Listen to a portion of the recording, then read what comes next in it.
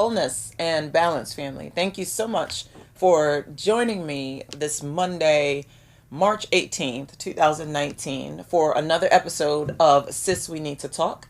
I am your host, Tisha Hillman, and this is a show that is primarily devoted to the needs of Black people and Black women in particular, and how it is that things manifest according to our intentions and what we say that we want in terms of finances, family, health, relationships, and what those things actually look like if we say we want them and how they manifest in this reality.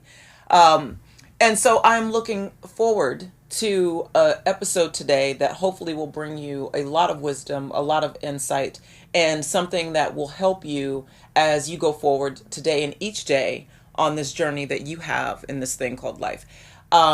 And today is, I'm hoping to be just packed with information.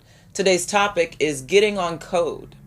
And I want to talk about a couple of books that I'm going to mention today. One is a book by Neely Fuller, and this is called The United Independent Compensatory Code System Concept, or a compensatory counter-racist code.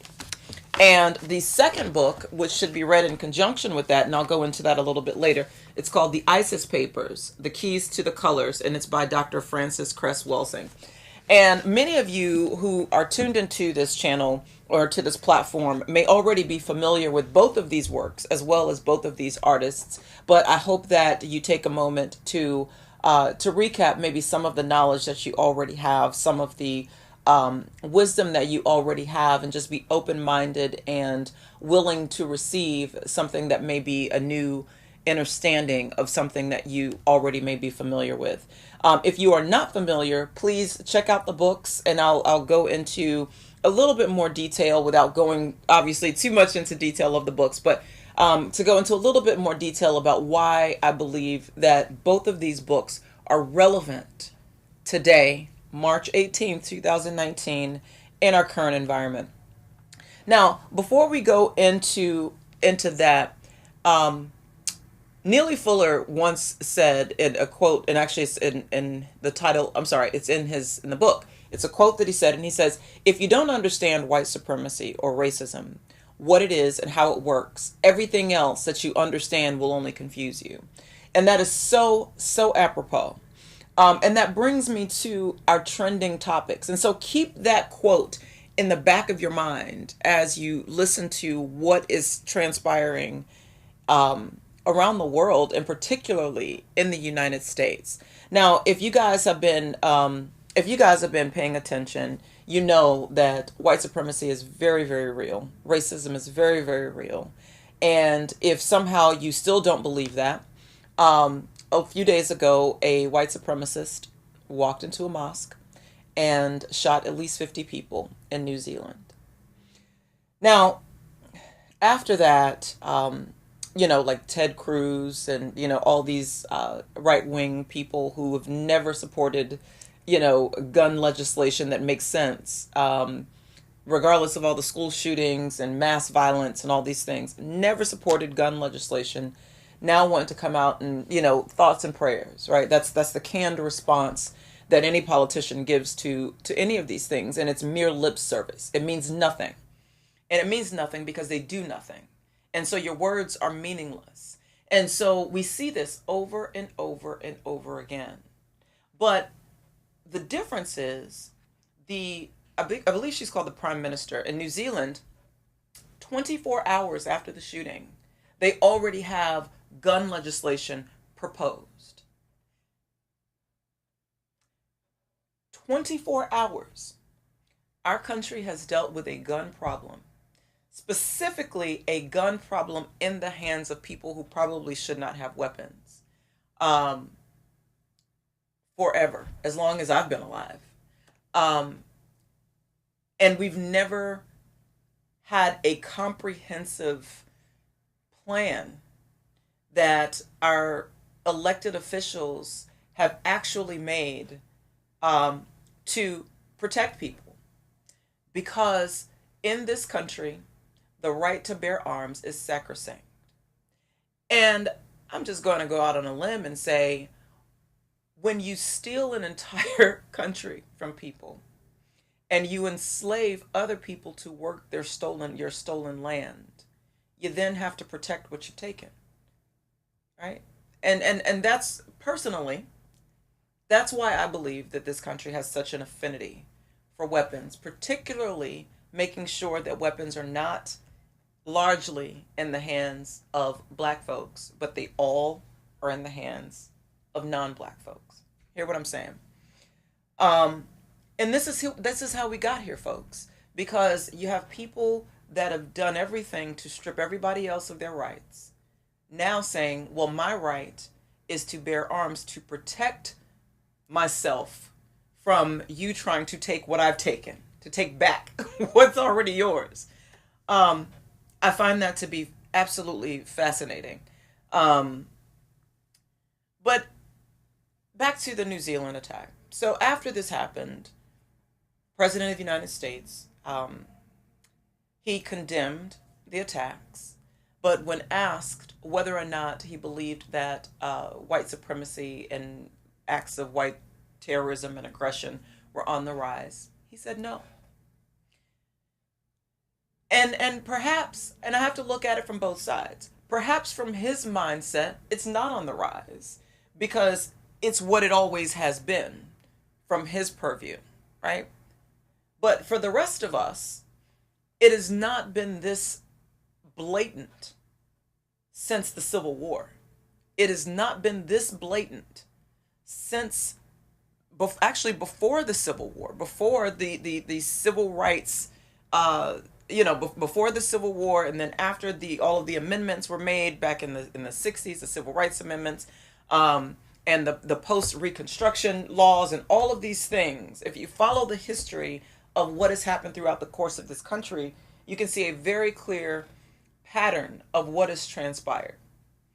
And that brings me full circle to the 1960s with the civil rights laws and things like that. Now after um, this is after things like I'm losing my train of thought here, but this is after the laws with respect to, of course, now we've ended slavery in 1865, but then there's all of these amendments that came after to piece by piece give the slaves rights and equal protection and all of these things to, the 13th Amendment, the 14th Amendment, the 15th Amendment, all of these things that came and gradually changed the landscape, only to get to this point once again, where we're looking at the same landscape because the issue of what to do with the Negro in America has never, ever been adequately addressed by this country, ever. And so what's happened is if we look at history, over and over again, there's been things to placate, or as I call it, player hate. But there's been things done to placate the Negro in America, but nothing to actually allow the black person in this country to thrive. You understand what I'm saying?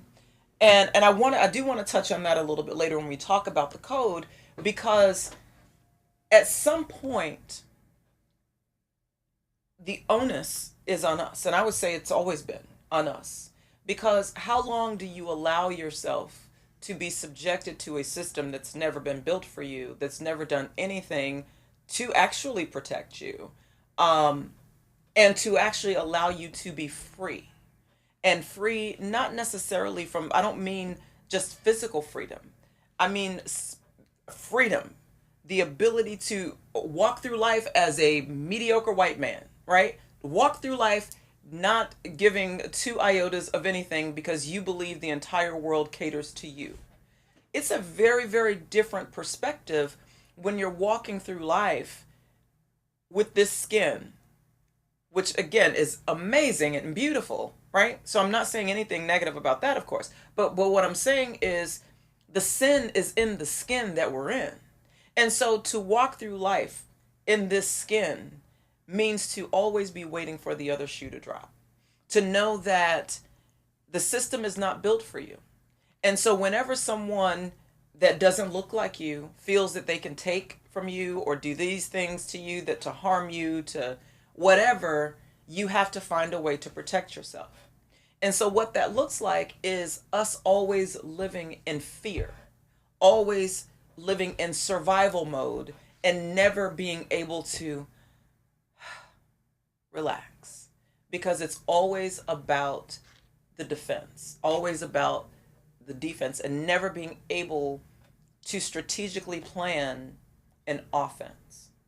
And I think that we are at the place in society where we have to play both offense and defense, because playing the defense has gotten us to where we are. And I'm not saying that it didn't work or it wasn't necessary. All I'm saying is we take what works and we build upon that. We don't throw it out and scrap it and throw out the baby with the bathwater, because that's ridiculous. But what you do is we take from what has already been established that we know that works, and we build on that. This is why I believe that these two books are going to be absolutely necessary for us learning how to not only survive, but to thrive. Because if you understand the pervasive nature of white supremacy, you understand that, just like the Bible says, the thief only, his only purpose is to steal, to kill, and to destroy. And so if you know that there is a system that is set up to steal from you, to kill you, and to destroy you, then I would say that it is imperative for those of us that know that to do something not only defensively but also offensively as well. And so when I talk about these things, I also want to be very, very clear that whatever is expressed on this show is just simply factual. if if you open your eyes, you'll see what I'm saying is just factual. And it's not intended at all to cause hate or division. It's actually quite the opposite, because the intention of the show is really to highlight where the attention and energy needs to go if we plan to heal and to thrive. And what I mean when I say that is, as Black folks in particular, to love ourselves back to wholeness, back to the best version of ourselves, where the divine feminine and the divine masculine and are working together, and we're using 100% of our brains and not the 10% that we've been trained to use, but tapping into what already exists inside of us so that we can have a better plan going forward. Because once you divide, you are able to conquer. That's why it works. Because if you separate the divine masculine and divine feminine, and you have people fighting over symptoms, they never see the dis-ease. And so I challenge all of us to not squabble over the symptoms, right? Because the symptoms are just symptoms of a larger problem. And that problem is white supremacy. It is pervasive. It is in every single thing. And I want to really talk about that. But again, I want to be very clear in what I'm saying, that this discussion and any discussions that I have are not for the purpose of causing people or calling people to do violence or to hate people. That's not what I'm saying. But it should be noted that until we address issues within ourselves, we're not going to get to this place, and everything that I'm saying is just unicorns and rainbows. But anyway, so back to the New Zealand attack. I know I kind of took a segue, but back to the New Zealand attack. The president just went ham this weekend, and I want to actually read a tweet. And this is why I'm saying, folks, what we're facing is really, I don't want to say scary, but it's troublesome. Because I don't believe that starting from a place of fear can ever produce anything. Well, let me back that up. I don't want people to really start from a place of fear, but from a place of power. So I'm just going to leave it at that. So I think this was yesterday. The president tweeted after, Janine Pirro of Fox News. She's a lawyer and a contributing person on Fox News. And so basically, I think after all the backlash that she'd gotten from all the racist things that she said, she got canned from Fox News, right? Now, that's hard to do, to be a racist and get canned from Fox News, because it's almost like that. I thought that was kind of the prereq, but whatever. So, um, the president tweeted,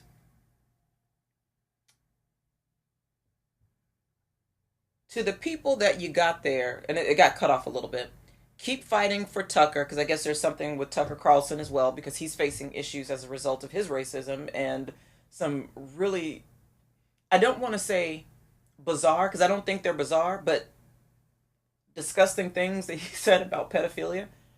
Um, but keep fighting for Tucker and fight hard for Janine, for Judge Janine. Your competitors are jealous.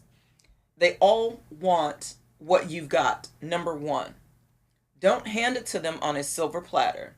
They can't beat you. You can only beat yourselves. Must say, stay strong and fight back with vigor. Stop working so hard on being politically correct, which will only bring you down, and continue to fight for our country. The losers all want what you have. Don't give it to them. Be strong and prosper. Be weak and die. Stay true. Bring back Judge Janine Pirro. The radical left Democrats, working closely with their beloved partner, the fake news media, is using every trick in the book to silence the majority of our country. Now, folks, I don't know what you take from that, but when you have the leader of the free world saying to the people that he knows is listening to them, people like the young man that walked in the mosque and murdered 51 innocent men, women, and children, to say to them, stay, I want to make sure I say this correctly. The losers all want what you have. Don't give it to them. Be strong and prosper. Be weak and die. Stay true. When you have the leader of the free world, who is currently under investigation for his own stuff, right? So that's added pressure. Then you have the pressure of not being able to do what he wants, because that's not how democracy actually works, but having to actually have some semblance of a checks and balances over someone who's never had to be reined in. To actually have people that are following him, that people that believe that he is the second coming of Christ. And I'm telling you this from the threads that I've read and the things that I follow on social media to stay abreast of these things. There are people that literally believe this man is Jesus Christ. And so they are willing to do whatever is necessary to protect him. And he is telling these people what to do and what is necessary. And so when you have a crazed shooter, I don't even want to throw crazy in there. When you have a racist white supremacist walk into a mosque and murder 51 people, and you have the president of the United States just a few days later saying the things that he has said, folks, we got to draw the natural conclusion for what it is. And this is why I believe that a show like this and having conversations is so important. Because if you don't see the writing on the wall, I'm not really sure how else to make it clear. There is something going on.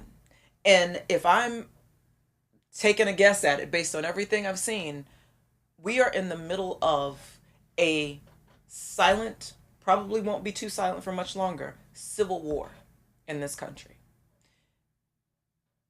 Things are coming full circle. So remember when I said that everything kind of harkens back to slavery. 400 years.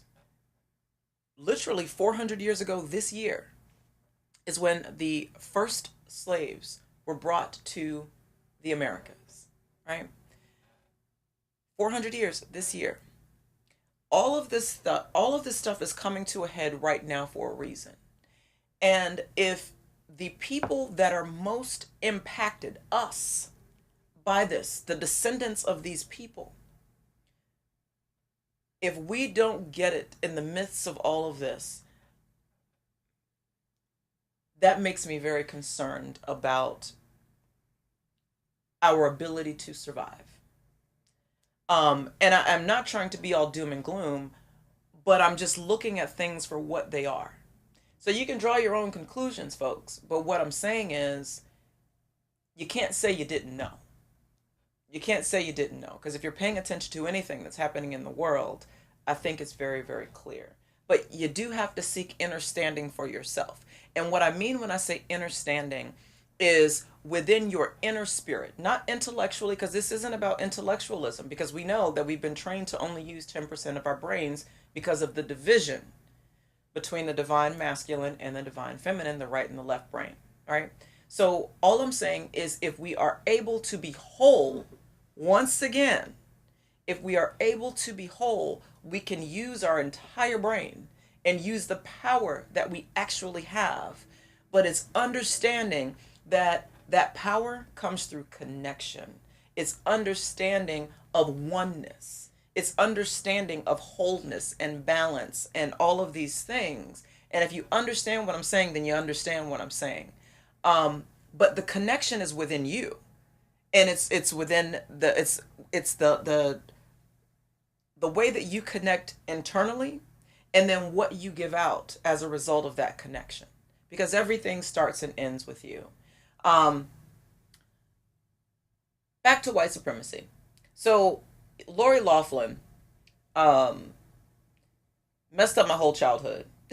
So Lori Loughlin from Full House, Aunt Becky on Full House, and what's her name? Felicity Huffman from Desperate Housewives, which is funny. Um, were among 50 people that were charged federally because they basically engaged in this pay to play scam. And this pay to play scam involved them having test proctors take their kids SAT tests for them, paying hundreds of thousands of dollars for their kids to get into college. And here's the thing that I find so funny about that, though, is that, like, for real, affirmative action has really helped white women more than any other demographic on this earth, period. And I find it fascinating that you still got a lot to kick it. You still got a lot to kick it. Meanwhile, you have black athletes coming in on athletic scholarships and being made fun of because they're on scholarship. And, so all of these things that we look at that we feel insecure about, there's no need to feel insecure about. I guarantee you it's not. Because there are people that can't even compete with your genius and your intellect and your level of athletic prowess. And a lot of us have come from struggle and hardship and poverty and abuse and, fatherless households and mother dominated households and, all of these things, and are still able to thrive. And so it's interesting to me when I look at these situations and I'm like, wait, you literally had every single every advantage forever, and you still got to cheat. That's all I'm going to say about that. That's all I'm going to say about that. But this gives me a great segue, because if you guys recall, if you joined the show last week we talked to Dr. Fred Sawyer. We talked to Dr. Sawyer about his life, his accomplishments, his inventions. And if you remember, Dr. Sawyer he has several patents. And one of those patents is for RFID technology, and that's radio frequency information device, right? And you heard him talk about it on the show. I now have a YouTube channel, so you can go to the YouTube channel and take a look at the videos and any of my past videos that'll be uploaded later. But Dr. Sawyer's video is on YouTube, and it's Sis We Need to Talk, and that's the YouTube channel. You can also find the show on Roku as well. And of course on the Facebook Live for WBGR. So if you go back and take a look at that, you can hear Dr. Sawyer talk about some of his patents and all of these things and the things that he's had to endure as a black inventor and creator. And I want to bring this back to everything that I've just been talking about, because the thief is a thief. The thief comes to steal, to kill, and to destroy. Now, how is that any different from what happened to Dr. Sawyer? Dr. Sawyer told you that he had this technology, he created this technology, and now he has to watch these massive corporations use his technology for which he is getting no recognition, no financial advantage, nothing. And last week I likened it to the NASA mathematicians and all of these brilliant people, black women that worked at NASA, that helped NASA to create all of these amazing things that we see now and that we've gotten to experience. And a lot of the technology that is still in use today. But these women, until the movie came out, these women went largely unacknowledged. Black women, black genius. It went largely unacknowledged. That brings me to Henrietta Lacks. If you guys are familiar with the story of Henrietta Lacks, she's a woman who grew up in, I forgot what part of Virginia, but she died about 50, 60 years ago of, I believe it was cervical cancer. And I believe she was in her 30s. And after she died, Johns Hopkins, right here in Baltimore, took her cells because they were trying to figure out how is it that she's dead, but yet her cells are still dividing. Her cells are dividing. How is this happening? Powerful here. Hear me. So her cells are still being used in modern medicine to cure all sorts of ailments. All sorts of ailments. HeLa cells. Look this up. HeLa, H-E-L-A, short for Henrietta Lacks. Her cells are still being used to cure diseases. But the part is, her family was without health insurance. They were poor. They had nothing. While these people, these researchers, scientists, and doctors, all at Johns Hopkins, are making millions of dollars on her cells that her family never authorized them to use. And they're in poverty. So this is why telling our own story is important. It's not about focusing on what other people have done. It's not about focusing on what they are going to do, but it's focusing on what we are going to do as a response. That's called the response to the ability. We have an ability. And what is our response to that ability? And so before we go into that, because that brings me to, now that we know all this, what do? We know that white supremacy is pervasive. And I'm going to talk even more about that and what that means, how insidious it actually is when we come back after break. But we got to let it breathe for a minute. So we're going to let it breathe. And when we come forward, we're going to talk about, now that we know all of this, what do? And we're going to talk about getting on code. So join me in a few seconds and we'll be right forward, if you will. Thanks. Hey guys, I'm Asia Morgan, an intern at WBGR Network and a proud senior of Morgan State University. Here's a few pointers on campus and community safety. Use your eyes and stay alert. Studies show that looking a predator directly in their face causes them to be less likely to choose you as their victim because you then have the means to easily identify them. Focus on your surroundings and not your phone. And never walk alone. Walk in pairs or in groups wherever you go because we are stronger in numbers. If that's not possible, use safety services. Universities have escort services available 24 hours a day, 7 days a week. Take advantage when leaving late night study sessions, parties, or anything else where you will be usually traveling alone. And when using riding services like Lyft or Uber, always check to see that you're getting into the right car. If you're traveling alone, be a backseat rider, buckle up no matter what, and never forget to share the details of your trip with a friend or family member. Lastly, trust your instincts. If you feel like something is wrong, 9 times out of 10, it usually is. Don't ignore that feeling. This has been a message from the WBGR PSA Project. And welcome forward, folks. Thank you so much again for tuning in to today's episode of Sis We Need to Talk, as we're talking about getting on code and what that means. This segment of the show is brought to you by LEAP, which stands for Legal Equity and Power. If you are in the Maryland area and you are looking for an attorney, but you cannot afford the usual rates that attorneys charge, please reach out to the attorneys at LEAP at Leap Maryland at gmail.com, or you can go to the website, which is myleaplawyer.com.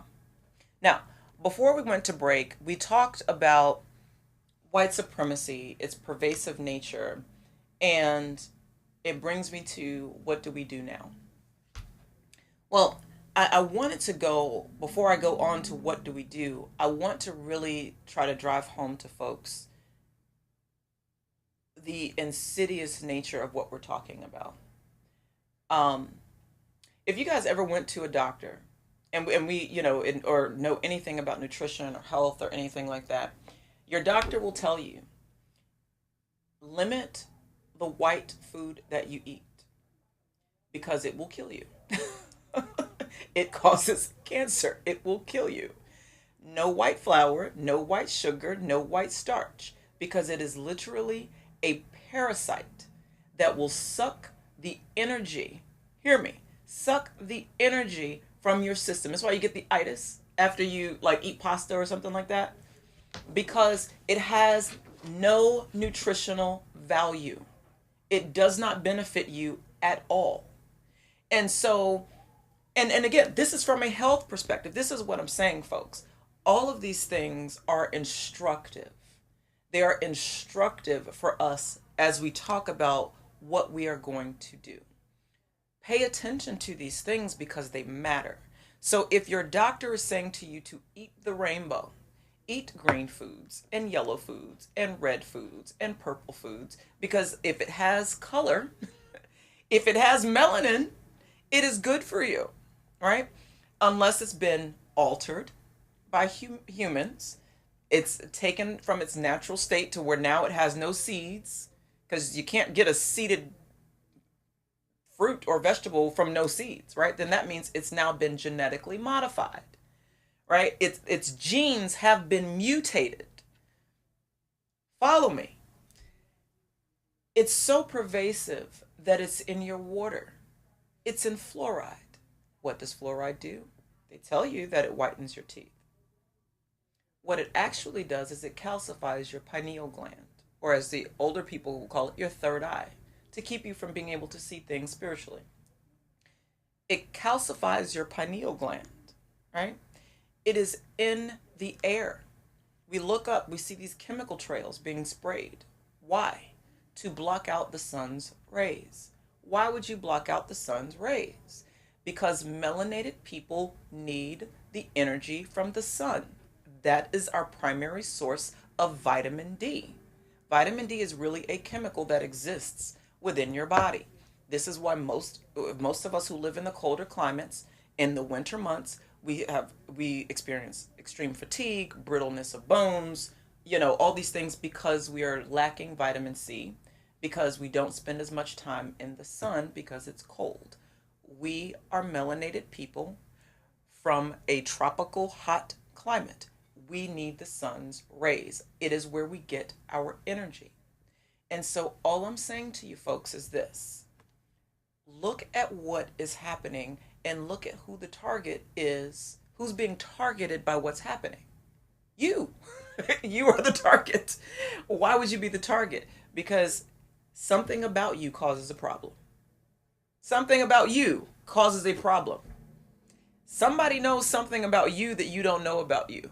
And so my thing is, we got to figure out what that is. And I think when I talk about understanding, I think if we really sit with ourselves in quiet solitude and really think, is it true? Is it helpful? Is it kind? If we really think, I believe that we can come to an understanding or understanding of who we actually are and the spirit that resides within us. The whole thing that's been trying to be quashed for 400 years. They tried to bury you, but they didn't know that you were a seed. That's real. When you think about what's happening to our planet, to the land, animals are being starved to death. Animals are being slaughtered for sport. People are posing with, animals, killing them because they can. They kill because they can. Not for food, not they kill because they can. So all I'm saying is, folks, we got to pay attention to these things, and we got to figure out what is the response to what is our response to our own ability. How are you going to respond to your own ability? Because all of us have them. Um, but this is where Neely Fuller comes in for me.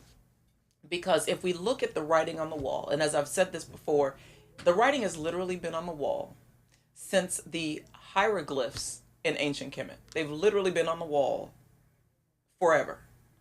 But it's whether or not we actually have the ability to understand or to understand what is being communicated. Because if you cannot understand what is being communicated, then you cannot understand. And so there's power in the words that we speak. There's power in what we give our attention to, in thought and in deed. There's power in your money, which I've talked about repeatedly on the show, which is your current, your energy. There's power in your melanin. And it's now or never when it comes to activating that power. But first you got to be reminded that you have it. You are not a victim. You are not powerless. You are only those things if you define yourself accordingly. If you believe that you have no power, then you have no power. Um, but we have to really understand that what we get out of life is the physical manifestation of what we've said as our personal constitution. And if we think about it in terms of the country, right? And I did something about this a few weeks ago. But if we think about it in terms of the country, the United States was 13 colonies. And they became united, the states united under a document. And this document eventually became what we know today as the United States Constitution. These are the laws and parameters by which we will operate. We will separate, we will have three branches of government. The branches are equal. We will allocate power accordingly and responsibilities accordingly. This is how we will govern the mint. This is how we will govern the minds of the people for people to act a certain way. Because if you can control the mind, you can control the actions, right? So all I'm saying to folks is if you can control your own mind, your own thoughts, you can then control how you behave. If you can control how you behave, then you can control what manifests from those actions, right? And so this is where understanding your true power comes in. Because if you believe that you are a victim of everyone else, you will be. If you believe that you are broken, you will live life and behave in this life as if you are broken. What do I mean by that? You will attract men who are also broken. Your heart will be broken. You will be broke. All the words mean the same thing. You will be broke. The universe is basically giving you what you already believe you deserve. It's not punishment, it's cause and effect. It's responding to your energy based on cause and effect, output, input. And so, what are you putting? What are you feeding yourself? Right? What are you feeding your soul? Because if you are feeding your soul good things, good thoughts, good, things that you watch are good, things that you hear. If you're feeding, and what I mean when I say good are things as Neely Fuller would describe, and I love this, he talked about everything either being constructive or non-constructive. And so what he says is there's no value measure for anything that is said or done. In every area of existence, every event is either constructive or non-constructive. This is according to the logic that is a part of the laws of the known universe. This is just how the universe operates. It's either constructive or it's non-constructive. And so it's not about passing judgment about good, bad, evil, whatever. It's constructive or non-constructive. And so all I'm saying is if you want to have something that is constructive be produced from your life, you have to make sure that what you are taking in is constructive. From the knowledge and the wisdom that you receive to everything else, to the food that you consume, everything. Because as we talked about, this system is toxic. It is meant to steal your energy. This is why we have no money and everybody else does, right? This is, when I say we, I just mean the collective we. This is why 98% of the population has nothing compared to the top 1 to 2% of people in this country, because the energy has been diverted, right? But it's time for the people to realize that you are the energy. Because guess what? If everybody decided tomorrow to wake up and not go to their jobs, you know what'll happen? The entire thing will shut down, because you are the energy. Because it could not function without you. It's a parasite. It needs you. It thrives off of you. But it's until we understand where the energy actually comes from, we can't redivert or redirect the power. Do you understand what I'm saying? Um, and so this is why calling yourself a victim and staying in a place of brokenness doesn't help you to advance your cause. And so when I say to specifically to my sisters, as we sometimes we can lash out at men, right, and male counterparts, whether it be our husbands, our fathers, our brothers, our sons, we lash out according to our own bitterness and hurt and all of these things. And as I've said before, we're in essence continually punishing others for scars they didn't cause, but we're simply reacting. We're acting again, right? We are reacting to something that has happened before. And instead of finding wholeness in that place and healing our brokenness so that we can no longer be triggered by these things, so that we will no longer react, we find ourselves in the place where we are still reacting, which means that we aren't healed. And so I challenge my sisters to really spend some time with you. Just you. Just you. Thinking and understanding and seeking all that you need, because all that you need is already within you. And so if you're seeking all that you don't need external validation. Because guess what? I can tell you right now, of all the relationships I've had in which I've felt I've been hurt, I may have gotten an apology, maybe once, maybe. You know what I mean? A genuine apology. So if you keep waiting for an apology or changed behavior, that tells me that you're still waiting on external forces for validation. When what it takes is for us to forgive ourselves for allowing ourselves to be in that situation, for allowing ourselves to be in a place where we didn't love ourselves enough to let go of toxicity, right? And then move forward. Because this is how we get to a place of healness and wholeness, or of healing and wholeness. And so we have to get a plan.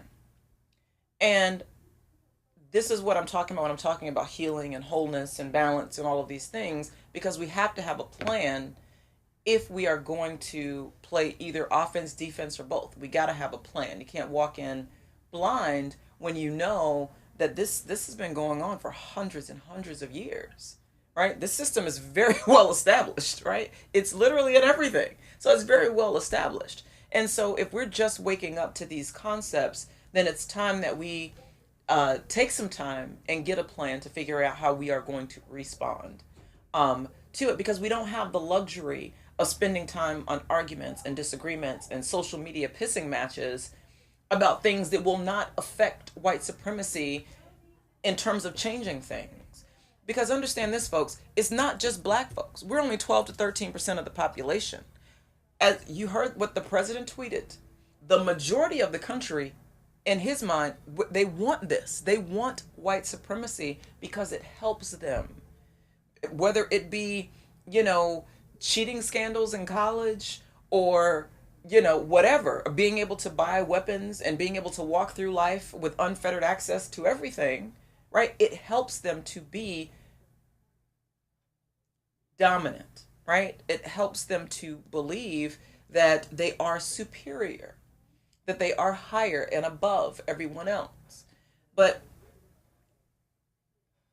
it's not just about us understanding our own power as black people, but it's also helping other people who are like-minded to reach the same conclusion, that No, they're spraying chemical trails on all of us. All of our water has fluoride. All of it. So this includes you. You know what I mean? Your child didn't get into college because of this scam. And so if you come from a family that does not have $250,000 or 1.2 million or whatever it may be to pay for college, then you're impacted by this too. Because as I started by saying, folks, this isn't about division. Because white supremacy affects everyone. All I'm saying is we are individual people and we all have individual roles that we have to fulfill. That's all I'm saying.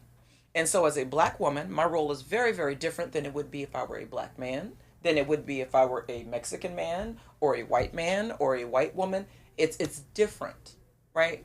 And so, I'm not saying it's better or worse. I'm just saying it's different. The calling is different. But what is the calling? And I'm saying for us, we don't have time. We're 12 to 13% of the population in a country where we have largely, through structural inequality, have largely been um, de-weaponized, right? So we don't own all the guns and all, that's not where the power comes from, right? So hear what I'm saying. So it's not about that, but it's really about overcoming hate with love. Because the opposite of hate is fear. And if we constantly live in fear, then we're not living in love. And if we're not living in love, then we can't be whole. And so all I'm saying is we got to find common ground. Because as I've said repeatedly on the show, our allies are not going to be perfect. Specifically as black people, look at your history. Look at our history. We have no perfect allies. No perfect allies, no permanent allies, only permanent interests. And so if someone's interests align with yours, then it makes sense to not shut them out and call them racist. Because like I've said before, racists know they're racist. They don't care that you're calling them racist. They care that you're actually calling them to change their racism. They don't care about being called racist. They know this. So all I'm saying is they don't want to change the behavior. And so these aren't the types of people that we're trying to affect. We're trying to affect people that actually believe that no, people should not be poisoned by their government. No, we should not have an opiate crisis in the white community that's killing our babies. These things are true. No more than we wanted the crack epidemic in the 80s. They don't deserve the opioid epidemic here either, because at the end of the day, folks, people are still people. White, black, or otherwise, people are still people.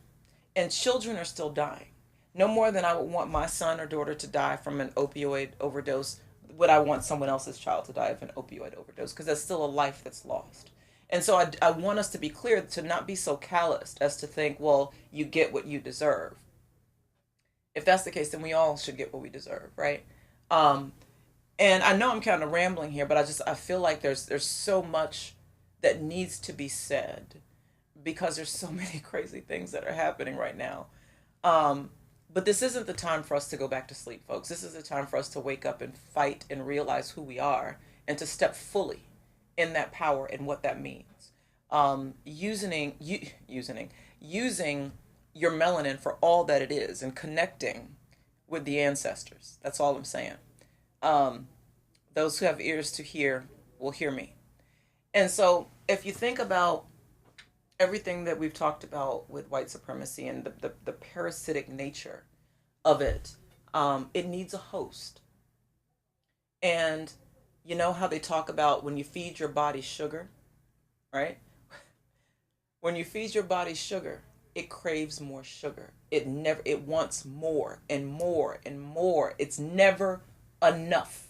It will never have enough. It will never have enough sugar. It will never have enough money. It will never be enough. It wants everything. So what I'm saying is the plan is to come up with your own personal constitution, the laws that you will live by in your own individual life. These are the things for my constitution, for my mind, body, and soul that I will tolerate. These are the things that I will not tolerate, and anything that does not look like my constitution cannot abide, because this is my constitution. In the same way, in these United States, if you break the law, right? You break the law, you go into jail. There is a punishment. There is discipline, right? There is discipline for when you break the laws or the constitutions of any state or any government. And so if you break your own constitution, what type of discipline are you affording for yourself? Not guilt, but changed behavior, right? And so that's what I'm saying is this is a plan that we need to all kind of figure out individually and as a collective. And um, in the same way, if you knew that someone was coming to your house, if you knew a week in advance, right, that somebody was coming to your house to rob your house, rape you, and kidnap your children, you'd have probably have a plan. And that's all I'm saying is that you got to have a plan. And so Neely Fuller's book, he talks a lot about the areas of people activity in the known universe, and he talks about nine. He specifically talks about economics, education, entertainment, labor, law, politics, religion, sex, war, and counter war. And so, folks, I don't have time to really delve into all of the things that I wanted to talk about in the book, but it's a great read. And again, as we talk about how to actually combat racism, excuse me, remember the focus is not on, or I don't believe it should necessarily be on um, just what other people are doing, but it should be about what are we doing as a result. What are we doing to counteract, and what are we doing to react, right? Um, and the ISIS papers, like I said before, the ISIS papers goes into depth about a lot of things, from black fear to I hope I can say this on the thing here, the motherfucker and the original motherfucker, and this is from June of 1976. So all of these words mean something. And if you guys remember a few weeks ago, I talked about the book Post Traumatic Slave Disorder. All of these things have its roots in slavery. But please, folks, remember your history did not start with slavery. It did not start with slavery, and I hope that it will not end with slavery. But only we have the power to change that. And before we can change that, we have to change our minds. Because before we can govern anything, we have to govern our minds. We have to govern our ment, right? We have to govern our minds. Um, because it's your thoughts that are going to produce actions, and those actions are going to produce or create something here in the physical. And we are brilliant and powerful co-creators. Like I've said before, your words have power. They resonate through the universe. And so what you speak, you have the ability to speak things into existence. And so if you do not want it to exist, do not speak it into existence. And so we have to be very mindful of these things.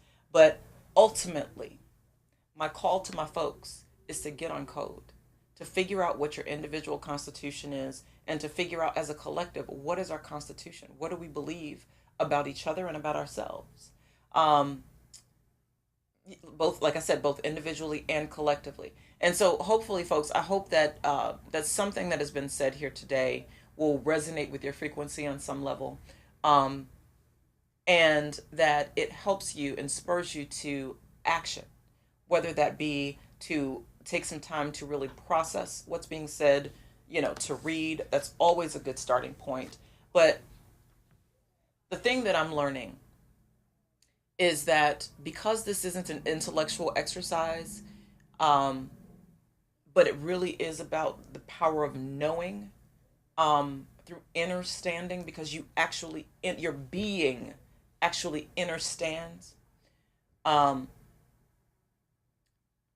what you read, what you allow to come into, your visuals, what you allow to come into your ears, what you allow to come out of your mouth, what you allow to go into your mouth.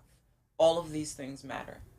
And so I hope that we can be on a journey every single day towards healing, empowerment, and ultimately power over self, um, and true freedom. And so join us next week where Dr. Fred Sawyer will be back once again. He will be talking to us about what it's like being married for many, many decades, raising a family as a black man in America, and having a successful marriage. And again, success doesn't mean not without trouble, um, but it just means that he didn't throw in the towel. They didn't throw in the towel. And so personally, I can't wait to hear that story because I believe that we need a story of love and of lasting love because that's what it's all about: love of self, love of family, love of community. Thank you. And until next week, just remember, sisters, you don't have to carry all the bags that you've been given. I know that you've probably been hurt and saddened and disheartened and broken and left and abandoned, but you don't have to carry any of those bags. Hell, let alone all of them. You don't have to carry any of them because you don't have to tie yourself to those labels because you decide who you want to be. And your true authentic self is somewhere buried underneath all of the needs and wants and desires of other people that you've buried at the cost of yourself. And so I hope that you find yourself today and this week and going forward, um, and that you let go of some of the bags that you're carrying that are weighing you down from your full potential. Thank you so much. Join us or join me and Dr. Sawyer next week. Wholeness.